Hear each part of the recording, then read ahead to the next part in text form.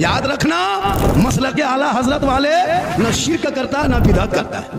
ہم شرک سے پاک ہیں, بدعت سے پاک ہے. میرے مسلک میں شرک بدعت کی کوئی گنجائش نہیں. ہم مزار جاتے ہیں تو قبر کو پوجنے نہیں جاتے, ہم ولی کے مزار کی زیارت کرنے جاتے ہیں. ہم قبروں میں سجدہ نہیں کرتے. قبروں میں سجدہ کرنا حرام ہے, حرام ہے, حرام ہے.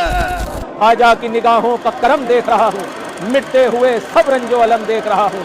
راحت میں شب و روز در خواجہ معین پر بہتا ہوا دریائے کرم دیکھ رہا ہوں. آپ جیسا تو زمانے میں کوئی شاہ نہیں, گدا نواز کوئی ایسی بارگاہ نہیں. گدا سے کہہ دو نا دستے طلب دراز کریں, یہاں تو سب کو ہی ملتا ہے التجا کے بغیر, اور کسی کو کچھ نہیں ملتا تیری عطا کے بغیر. خدا بھی کچھ نہیں دیتا تیری رضا کے بغیر. آئیے ہم ان قبر کے پجاریوں کا جائزہ لیں کہ یہ جو کام کرتے ہیں کیا ان کا یہ کام مشرکین مکہ کی طرح ہے یا نہیں. آج کلمہ لا الہ الا اللہ پڑھ کر کے اسلام کا لیبل لگا کر بالکل وہی عمل کیا جا رہا ہے جو مشرکین مکہ کیا کرتے تھے. آئیے اس کا پتہ لگائیں. اگر آپ پہلی مرتبہ ہماری چینل لائے ہیں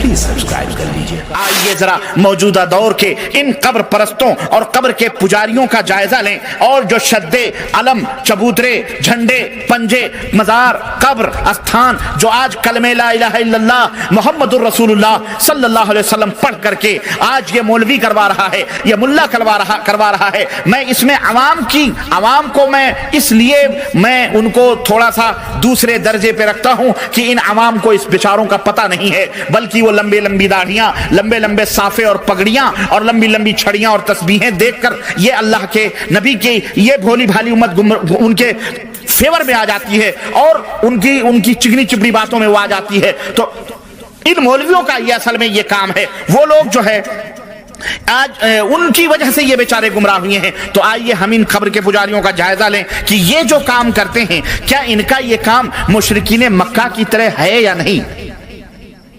کیا ان کا یہ کام صرف لا الہ الا اللہ محمد رسول اللہ نکال دیجئے, باقی یہ سارا کام مشرکین مکہ کی طرح ہے یا نہیں ہے. نام کی بات بھی آئے گی تو مشرکین مکہ میں بھی عبدالعزیز تھے, اب مشرکین مکہ میں بھی عبداللہ نام کے موجود تھے لوگ, نام بھی کوئی مختلف نہیں تھا. صرف یہ تھا کہ وہ کلمہ لا الہ الا اللہ نہیں پڑھتے تھے.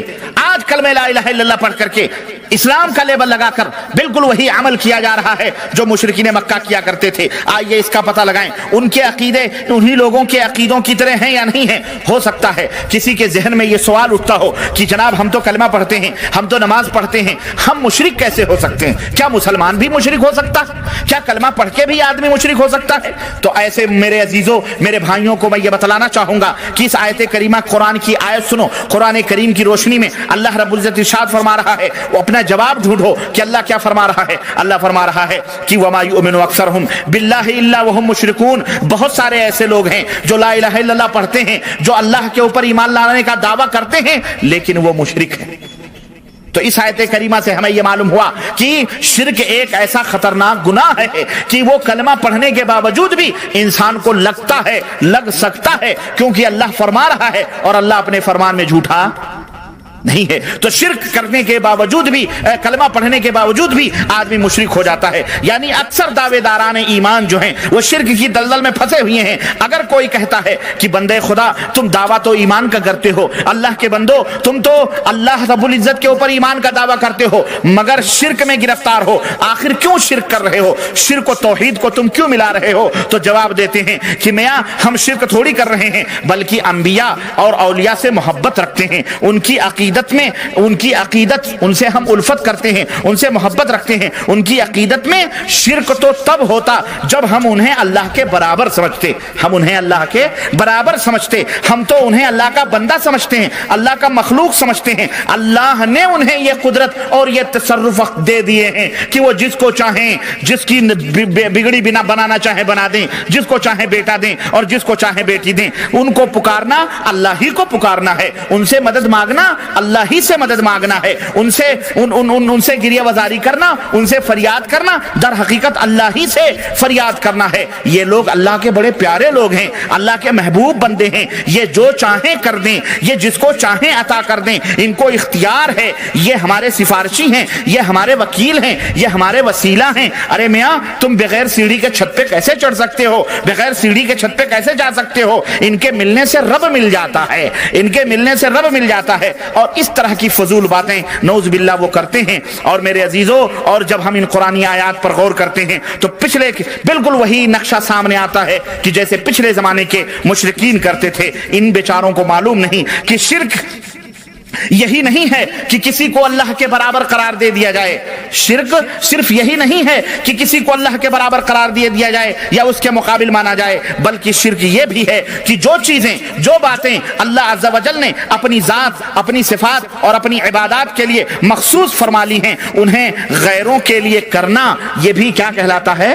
شرک کہلاتا ہے۔ مثال کے طور پہ سجدہ کرنا، طواف کرنا، رکوع کرنا، قربانی، منت، مشکل کے وقت پکارنا، قدرت و تصرف وغیرہ، یہ تمام سب چیزیں، یہ سب دوسروں کا بھی کچھ حصہ، ان سب چیزوں میں دوسروں کا بھی کچھ حصہ جاننا، چاہے ذاتی یا عطائی، بہرحال یہ تمام سب شکلیں شرک کی آتی ہیں۔ اور شرک ایک ایسا بھینکر اور ایک ایسا خطرناک گناہ ہے کہ اللہ تبارک و تعالیٰ اس کو کبھی معاف نہیں کرے گا۔ اللہ رب العزت نے قرآن کریم نے فرمایا انہ من یشرک باللہ فقد حرم اللہ علیہ الجنہ، جو اللہ تعالیٰ کے ساتھ شرک کرتے ہوئے مرے گا اللہ جنت کو اس کے اوپر حرام کر دے گا۔ اللہ فرماتا ہے کہ واللہ یعلم ما تسرون وما تعلنون، اللہ کی شان تو یہ ہے کہ جو تم چھپاتے ہو، جو تم ظاہر کرتے ہو، اسے بھی اللہ جانتا ہے۔ تو ایک گونگا اگر پکارنا چاہے یا غوث المدد تو آواز تو اس کو نہیں نکلتی ہے، دل میں کہے گا نا وہ، تو کیا غوث پاک کو اس کی بھی خبر ہو جاتی ہے؟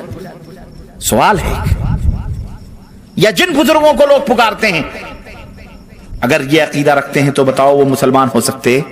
لوگوں، یہ پاکھنڈی، یہ مکار، یہ عیار، یہ قبر پرست ہو نکو نام جو قبروں کی تجارت کر کے کیا نہ بیچو گے جو مل جائیں صنم پتھر کے، یہ قبروں کے ڈھونگی پاکھنڈی، یہ جبے، یہ تسبیحاں، یہ دستار، یہ پگڑیاں، یہ ولایت کے نام پر جو ڈنکے بجوا رہے ہیں، یہ سب اس پاپی پیٹ کے لیے کر رہے ہیں، کھانے پینے کے لیے کر رہے ہیں۔ یہ پورے عقائد وہی ہیں جو مشرکین مکہ کے ہیں، نام بدل دیا گیا اور لیبل چینج کر دیا گیا۔ کیوں؟ اگر رام رکھیں گے، اگر لات رکھیں گے، منات رکھیں گے تو دنیا تھوکے گی کہ تو مسلمان ہو کر کے رام اور دیوی دیوتا اور لات اور منات کی پوجا کر رہا ہے۔ اس لیے نام بھی چینج کر کے کسی کو غوث اعظم کہا گیا، کسی کو قطب عالم کہا گیا، کسی کو داتا گنج کہا گیا، کسی کو غریب النواز کہا گیا، کسی کو امیر النواز کہا گیا، کسی کو سلطان الہند کہا گیا۔ نام چینج کر کے بالکل کام وہی ہو رہا ہے جو مشرکین مکہ کیا کرتے تھے، اور بلکہ مشرکین مکہ سے بھی بدترین